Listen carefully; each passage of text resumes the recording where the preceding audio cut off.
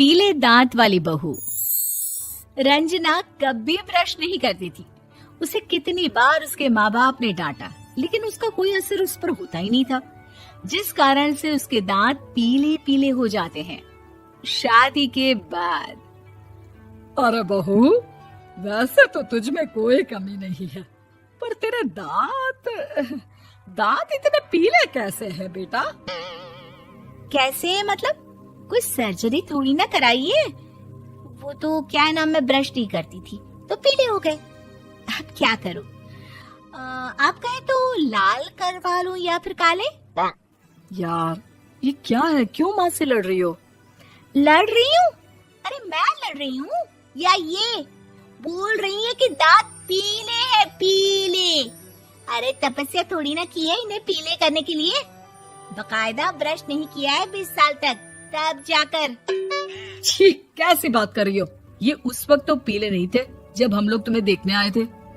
अरे तब साफ करवा लिया होगा डेंटिस्ट के पास जाकर। अब देखो कैसे पीले पीले लग रहे हैं। रंजना सास की तरफ गुस्से से देखती है। फिर शुरू हो गई पीले पीले पीले।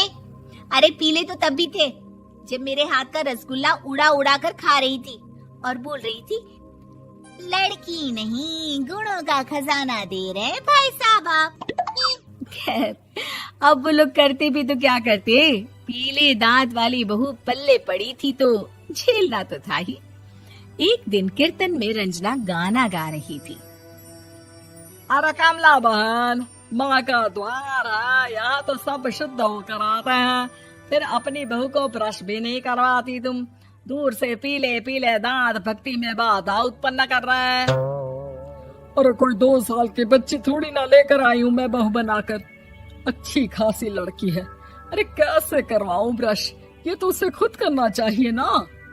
अब माँ बाप तो इसके जैसे तैसे निपटा दिए, ये नहीं सोचा कि सास कैसे संभालेगी।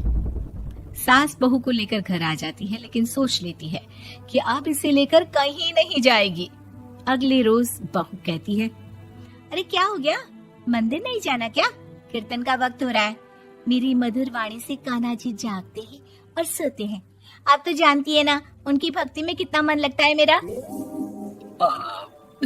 वो क्या है ना, तबीयत ठीक नहीं लग रही है मेरी, आराम करूंगी मैं। तबीयत ठीक नहीं लग रही?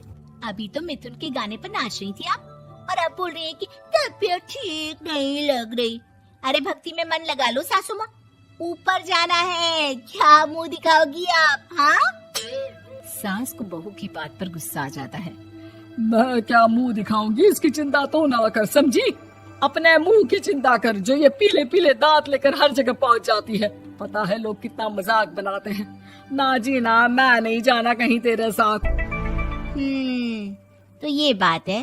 कोई ना, मत जाओ, मैं अपने कमरे में ही बैठकर भक्ति कर लूंगी।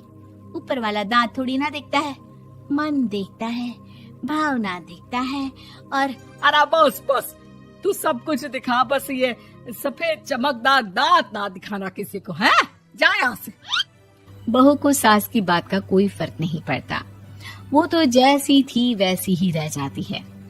सुबह नहाकर किचन में खाना बनाना, फिर खाना खाना, कीर्तन भजन करना और सो जाना।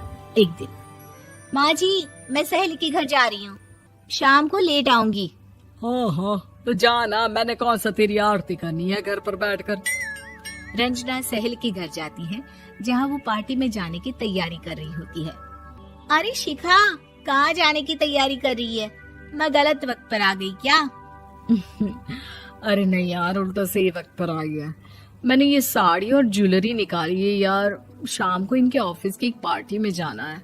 बताना कैसा लग रहा है ये सब? नहीं यार, इस ड्रेस के साथ तो वो वाली ज्वेलरी अच्छी लगेगी। हाँ हाँ सही बोल रही है, मैंने ध्यान ही नहीं दिया। वैसे तो हमेशा से मस्त फैशन सेंस रखती है। तो बड़ा जाती होगी ना पति के साथ पार्टी में। रंजना कुछ नहीं बोलती, बस सोचती है कि यार काश ये बात सही हो जाती, पर मैं क्यों नहीं जाती पार्टी में? क्या इन लोगों की कोई पार्टी होती नहीं होगी? रंजना घर आती है और रात में पति से सवाल करती है, एक बात बताइए, आप मुझे किसी पार्टी में क्यों नहीं ले जाते?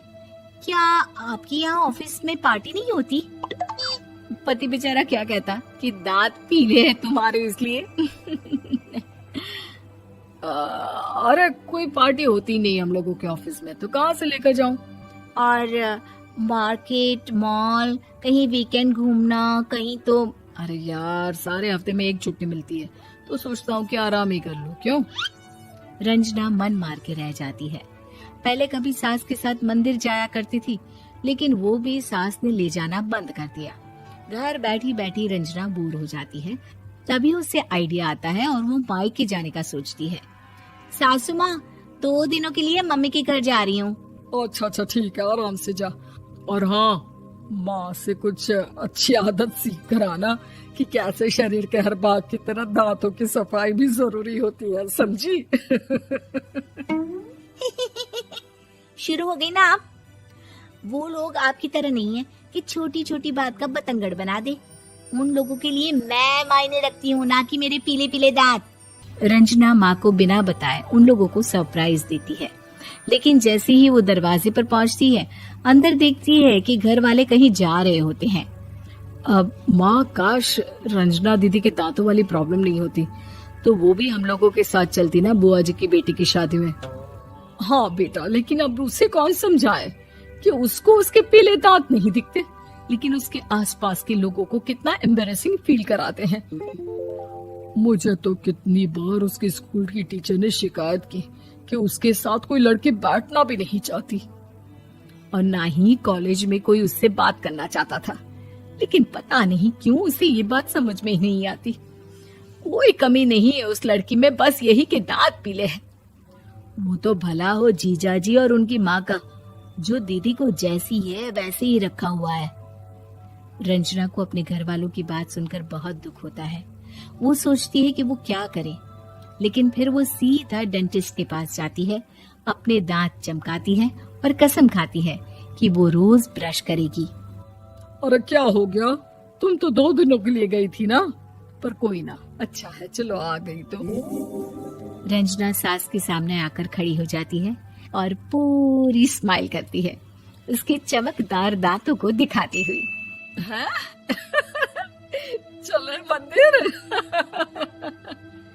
माँ, मुझे माफ कर दीजिए, मैंने आप लोगों को बहुत एम्बैरेसिंग फील करवाया। मैं आज से रोज ब्रश करूंगी।